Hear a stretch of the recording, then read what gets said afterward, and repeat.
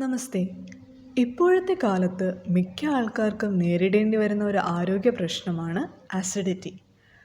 ഇന്നത്തെ ഈ വീഡിയോയിൽ നമ്മൾ അസിഡിറ്റി കുറയ്ക്കാൻ സഹായിക്കുന്ന 10 യോഗ ആസനങ്ങളാണ് നോക്കാൻ പോകുന്നത്.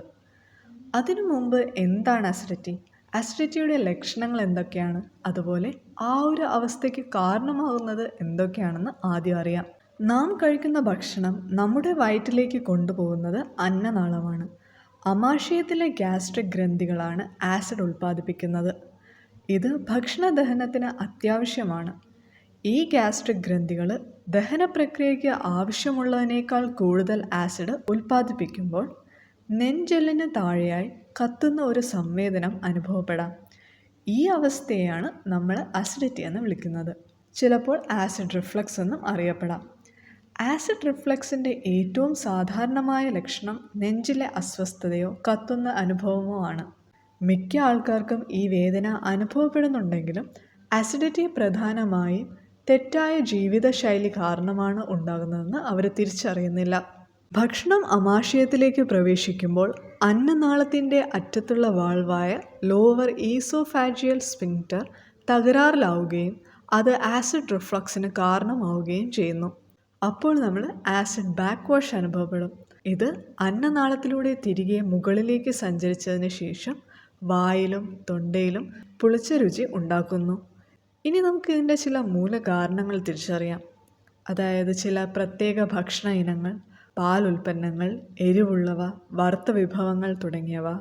പിന്നെ ചില മരുന്നുകൾ, പെയിൻ കില്ലേഴ്സ്, മയക്കുമരുന്നുകൾ, anti depressants, allergy, high blood pressure, asthma തുടങ്ങിയവയ്ക്കുള്ള മരുന്നുകൾ എന്നിവ ഇതിൽ ഉൾപ്പെടുന്നു.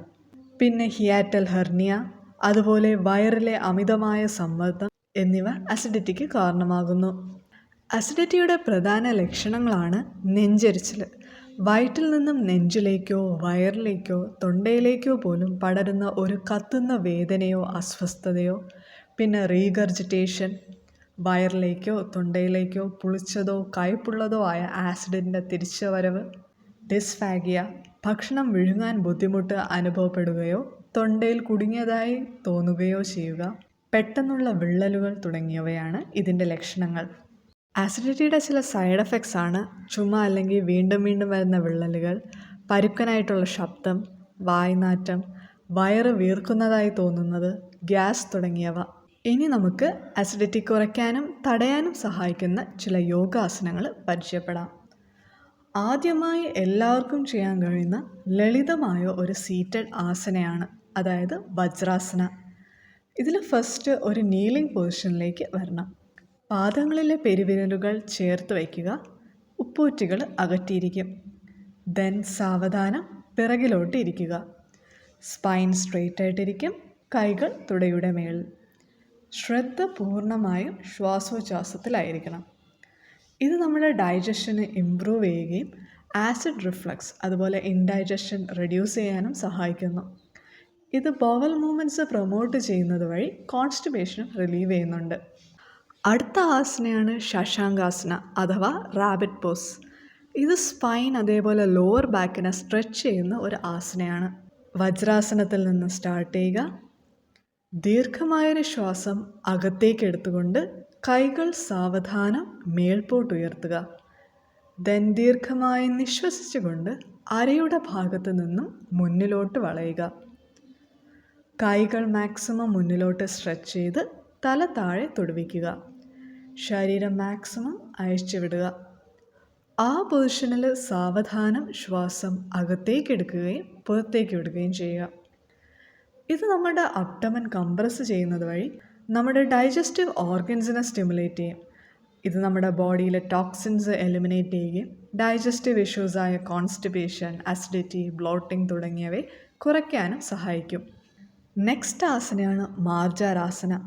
ഇത് ഒരു ബിഗിനർ ഫ്രണ്ട്ലി പോസാണ്. ഇത് ചെയ്യാനായിട്ട് ഫസ്റ്റ് ഒരു ടേബിൾ ടോപ്പ് പോസിലേക്ക് വരിക. നോട്ടം കൈപ്പത്തികളുടെ ഇടയിലായിരിക്കും. അവിടെ സാവധാനം ശ്വസിക്കുക. ദെൻ ദീർഘമായ ശ്വാസം അകത്തേക്ക് എടുത്തുകൊണ്ട് നട്ടെല്ല് കീഴ്പോട്ട് വളയ്ക്കുകയും കഴുത്തും തലയും ഉയർത്തി മേൽപോട്ട് നോക്കുകയും ചെയ്യുക. ശ്വാസം പുറത്തേക്ക് വിട്ടുകൊണ്ട് നട്ടെല്ലിൻ്റെ ഭാഗം ഒരു റാ ഷേപ്പിൽ മേൽപോട്ട് ഉയർത്തുക. തല, കഴുത്ത് ഇവ താഴ്ത്തി കൊണ്ടുവരിക. ഇതൊരു 4 മുതൽ 8 പ്രാവശ്യം വരെ ആവർത്തിക്കാവുന്നതാണ്. അത് കഴിഞ്ഞ് സാവധാനം ശശാങ്കാസനത്തിൽ വിശ്രമിക്കുക. ഇത് നമ്മുടെ കോറ് സ്ട്രെച്ച് ചെയ്യുകയും ബ്ലഡ് സർക്കുലേഷൻ ഇൻക്രീസ് ചെയ്യുകയും ഡൈജസ്റ്റീവ് ഓർഗൻസിനെ മസാജ് ചെയ്യുകയും ചെയ്യുന്നു. അതുവഴി ആസിഡ് റിഫ്ലക്സിനെ റിലീവ് ചെയ്യാൻ സഹായിക്കുന്നു. അതോടൊപ്പം ഡീടോക്സിഫിക്കേഷൻ പ്രൊമോട്ട് ചെയ്യുകയും ബ്ലോട്ടിംഗ്, ഡിസ്കംഫർട്ട് തുടങ്ങിയ കണ്ടീഷൻസിൽ നിന്നും റിലീഫ് തരികയും ചെയ്യുന്നു. ഓവറോൾ ഈ ആസന നമ്മുടെ ഗട്ട് ഹെൽത്തിനെ ഇമ്പ്രൂവ് ചെയ്യുന്നുണ്ട്. അടുത്ത ആസന ഒരു സീറ്റഡ് സ്പൈനൽ ട്വിസ്റ്റിംഗ് ആസനയാണ്. That is Ardha Matsyendrasana. ഇതിന് നമ്മുടെ സ്പൈനൽ ഫ്ലെക്സിബിലിറ്റി ഇമ്പ്രൂവ് ചെയ്യാൻ വളരെയധികം സാധിക്കും. So start in Vajrasana. ശേഷം വലതുവശത്തേക്ക് ചരിയുക.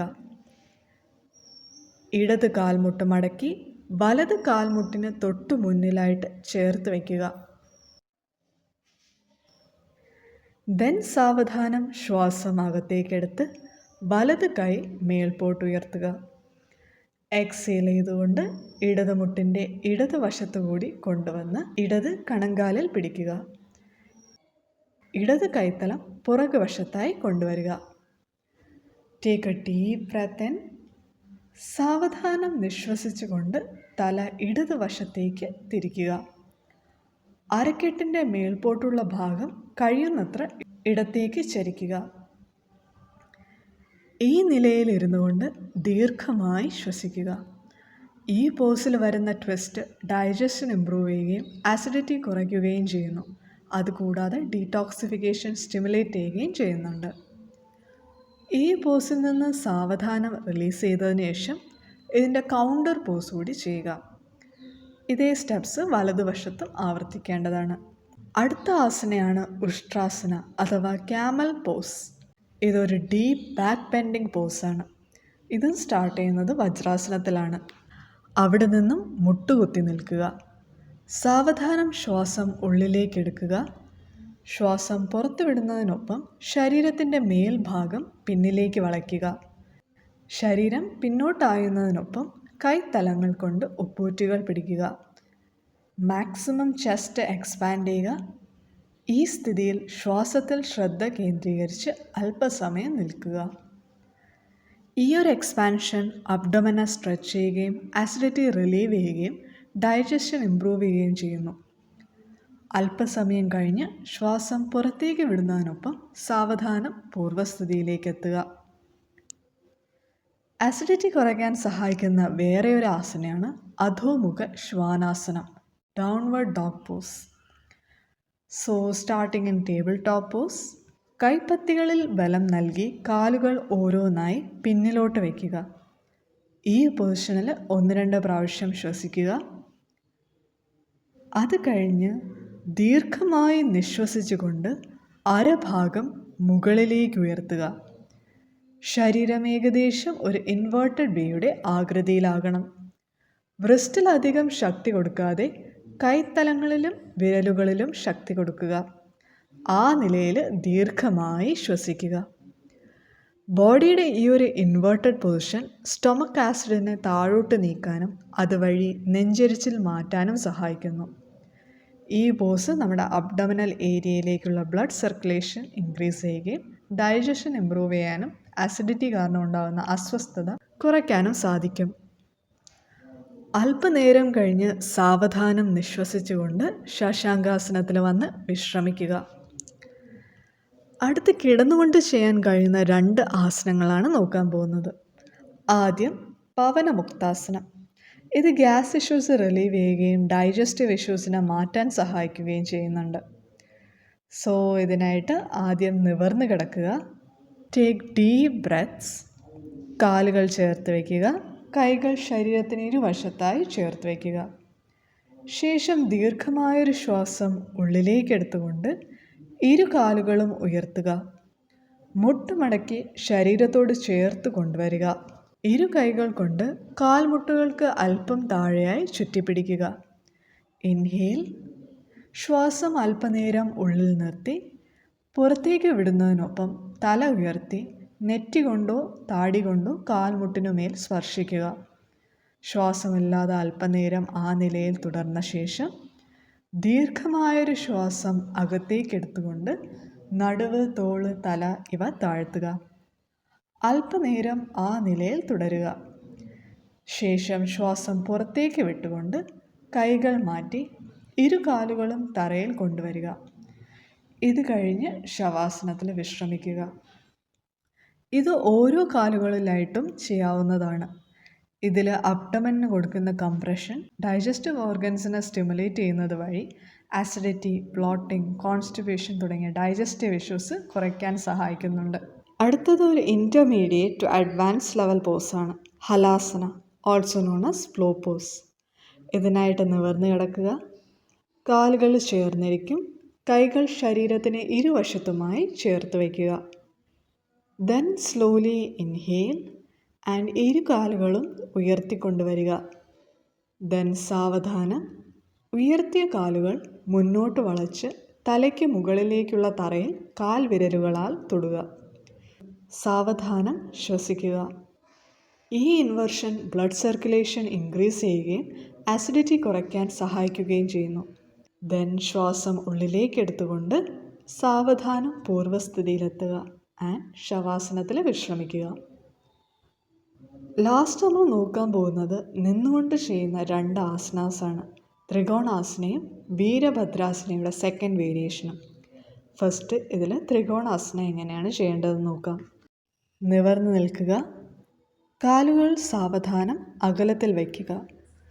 ദീർഘമായൊരു ശ്വാസം ഉള്ളിലേക്കെടുത്ത് ഇരു കൈകളും തറയ്ക്ക് സമാന്തരമായി തോളോടൊപ്പം ഉയർത്തി വശങ്ങളിലേക്ക് നീട്ടുക. ഈ പൊസിഷനിൽ ശ്വാസോച്ഛ്വാസം ശ്രദ്ധിക്കുക. ശേഷം ഒരു ദീർഘശ്വാസം ഉള്ളിലേക്കെടുത്ത് പുറത്തു വിടുന്നതിനനുസരിച്ച് സാവധാനം വലത് വശത്തേക്ക് ചരിഞ്ഞ് വലത് കൈ കൊണ്ട് വലത് പാദത്തിൽ തൊടുക. കാൽമുട്ടുകൾ മടങ്ങാതിരിക്കാൻ പ്രത്യേകം ശ്രദ്ധിക്കേണ്ടതാണ്. നോട്ടം ഉയർത്തിയ ഇടത് കൈയുടെ അഗ്രഭാഗത്തായിരിക്കണം. ദീർഘമായൊരു ഇൻഹലേഷനോട് കൂടി പൂർവ്വസ്ഥിതിയിലേക്ക് എത്തുക. ദെൻ നിശ്വസിച്ചുകൊണ്ട് ഈ സ്റ്റെപ്സ് ഇടതുവശത്തും ആവർത്തിക്കുക. ത്രികോണാസനം നമ്മുടെ അബ്ഡമിനൽ മസിൽസിനെ സ്ട്രെങ്തൻ ചെയ്യുകയും ഡൈജഷൻ സ്റ്റിമുലേറ്റ് ചെയ്യുന്നതും വഴി ആസിഡ് റിഫ്ലക്സ് കുറയ്ക്കാൻ സഹായിക്കുന്നുണ്ട്. ഇന്നത്തെ അവസാനത്തെ ആസനയാണ് വീരഭദ്രാസന 2. ഇത് സ്ട്രെങ്ത് ആൻഡ് സ്റ്റെബിലിറ്റി ബിൽഡ് ചെയ്യാൻ സഹായിക്കുന്ന ഒരു സ്റ്റാൻഡിങ് യോഗ പോസാണ്. സോ ഫസ്റ്റ് നിവർന്ന് നിൽക്കുക. സാവധാനം കാലുകൾ അകറ്റി വയ്ക്കുക.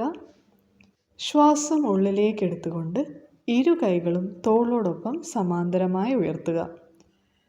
വലത് കാൽപാദം വലത് വശത്തേക്ക് തിരിക്കുക. മുട്ട് അല്പം മടക്കുക. ഇൻഹെയിൽ. ശേഷം സാവധാനം ശ്വാസം പുറത്തേക്ക് വിട്ടുകൊണ്ട് വലത് വശത്തേക്ക് ചായുക. ദെൻ ശ്വാസം ഉള്ളിലേക്ക് എടുത്തുകൊണ്ട് പൂർവ്വസ്ഥിതിയിലെത്തുക. ഇത് 3 മുതൽ 4 തവണ ആവർത്തിക്കാവുന്നതാണ്. ശേഷം വിപരീത ദിശയിൽ ആവർത്തിക്കുക. ഇത് നമ്മുടെ ഡൈജസ്റ്റീവ് സിസ്റ്റം സ്ട്രെങ്തൻ ചെയ്യുന്നത് വഴി ആസിഡ് റിഫ്ലക്സ് കുറയ്ക്കാൻ സഹായിക്കുന്നുണ്ട്. സോ ഈ പറഞ്ഞ 10 ആസനാസ് ആസിഡിറ്റി കുറയ്ക്കാൻ വളരെയധികം സഹായിക്കുന്നവയാണ്. നെക്സ്റ്റ് ഇതുകൂടാതെ ആസിഡിറ്റി കുറയ്ക്കാൻ സഹായിക്കുന്ന ചില ഭക്ഷണ ഇനങ്ങൾ കൂടി നോക്കാം.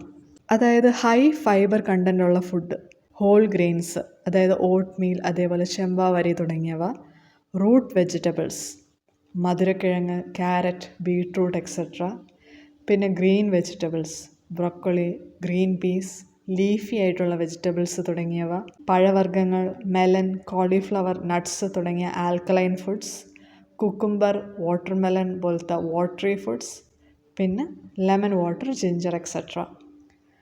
പിന്നെ പ്രത്യേകം ശ്രദ്ധിക്കുക, കിടക്കുന്നതിന് 2 മണിക്കൂർ മുന്നേ ഒന്നും കഴിക്കാതിരിക്കുക. കഴിച്ച ഉടനെ കിടക്കാതിരിക്കുക. കഴിച്ച് കുറച്ച് മണിക്കൂർ കഴിയുന്നത് വരെ ഇൻറ്റൻസായിട്ടുള്ള വ്യായാമം ചെയ്യാതിരിക്കുക. ആഴ്ചയിൽ 2-3 തവണയിലധികം നെഞ്ചരിച്ചിൽ വരികയാണെങ്കിൽ പെട്ടെന്ന് തന്നെ ഒരു ഡോക്ടറിനെ കൺസൾട്ട് ചെയ്യേണ്ടതാണ്. സോ ഇന്നത്തെ വീഡിയോയിൽ ആസിഡിറ്റി എന്താണെന്നും അത് കുറയ്ക്കാൻ സഹായിക്കുന്ന 10 യോഗാസനങ്ങളുമാണ് നോക്കിയത്. ഇന്നത്തെ വീഡിയോ എല്ലാവർക്കും ഉപയോഗപ്രദമായെന്ന് വിശ്വസിക്കുന്നു.